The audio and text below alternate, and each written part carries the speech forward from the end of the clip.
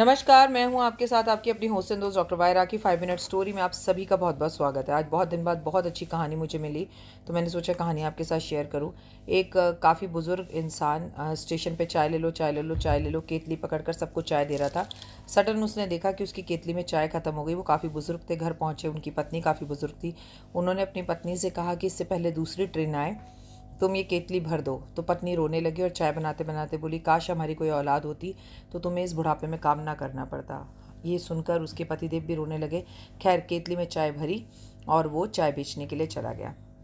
सुबह से शाम हो गई चाय बेचते बेचते, लेकिन सुबह से शाम तक एक दाम्पत्य एक ही टेबल पर बैठा हुआ था। वो कोई ट्रेन नहीं पकड़ रहे थे। अब इस चाय बेचने वाले के मन में जिज्ञासा हुई कि ये टेबल पे क्यों बैठे हैं, ये जा क्यों नहीं रहे। वो उनके पास गए, बोले आपकी कौन सी ट्रेन है मुझे बता दो, मैं आपकी मदद करूँगा, मैं आपको उस ट्रेन तक पहुँचा दूँगा, कहाँ आएगी कब आएगी बता दूँगा। तो उस दाम्पत्य ने कहा कि भाई देखो ऐसा, देखो भाई दाम्पत्य ने कहा देखो भाई ऐसा है कि हमें जाना कहीं नहीं है, हमारा बड़ा बेटा हमें यहाँ बिठा गया है और हमें अपने छोटे बेटे के घर जाना है। उसने बोला है कि छोटे भैया आपको लेने आएंगे और अगर ना लेने आए तो ये जो पता है इस पते पर पहुंच जाना। हम एक्चुअली बाहर गांव से आए हैं और हम यहाँ स्टेशन पे बैठ के अपने बेटे का इंतज़ार कर रहे हैं, लेकिन हम दोनों पढ़े लिखे तो है नहीं, सो हमें नहीं पता इस कागज़ पर क्या लिखा है। इस पत्र को तुम हमारे लिए पढ़ दो। चाय वाला पत्र पढ़ता है और बेहोश हो जाता है, नीचे गिर जाता है। थोड़ी देर बाद उसे होश आता है, वो घबरा जाता है और उस दाम्पत्य से कहता है इस पत्र पे लिखा है कि जो भी इस पत्र को पढ़ रहा है, इन नालायक माँ बाप से मेरा कोई लेना देना नहीं है, इन्हें आसपास के किसी आश्रम में छोड़ाओ, ये शहर हमारा नहीं है और इस शहर में मैं रहता भी नहीं हूँ।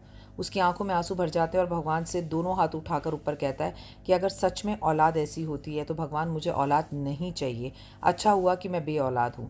कहानी का मतलब सिर्फ यह, औलाद अच्छी या बुरी नहीं होती है, हमारे कर्म अच्छे या बुरे होते हैं। अगर आप अच्छे कर्म करेंगे तो आपकी औलाद आपकी सेवा करेगी, बुरे कर्म करेंगे तो औलाद आपकी सेवा नहीं करेगी। कभी ना कभी कहीं ना कहीं किसी भी जीवन में हमने भी अपने माता पिता का अपमान किया है, जो हमारी औलाद एक पाप रूपी औलाद के रूप में हमारे सामने आती है। तो कर्म अच्छे करिए and just believe in Karma, और माता पिता की सेवा ज़रूर करें आप। इस कहानी को और इस स्टोरी को ज़्यादा से ज़्यादा लोगों के साथ बताएं। आज की औलाद तो हमारा अपमान बुढ़ापे में नहीं करती, भरी जवानी में कर देती है, क्योंकि आज की औलाद को ये पास बैठ कर नहीं पता कि माँ किस तकलीफ़ या कष्ट में से गुजर रही है, या पिता को किस फाइनेंशियली प्रॉब्लम की मतलब दरकार है या परेशान है। क्योंकि आज की औलाद उससे भी ज़्यादा अपमान करती है। पहले गर्लफ्रेंड बनती थी या बॉयफ्रेंड बनता था तब करती थी, लेकिन आज उनके पास उनका परमानेंट गर्लफ्रेंड और बॉयफ्रेंड है और वो है फ़ोन। अगर 5 मिनट आप अपने फ़ोन को छोड़ के अपने माता पिता को समय दे पाएंगे ना, तो सच में आप जीवन में कुछ बन पाएंगे। तो इसलिए समझ लीजिए कि फ़ोन एक वस्तु है, माता पिता जीवित हैं, उनका सम्मान करें। कहानी को ज़्यादा से ज़्यादा लोगों के साथ शेयर करें। कमेंट्स में जय माता दी।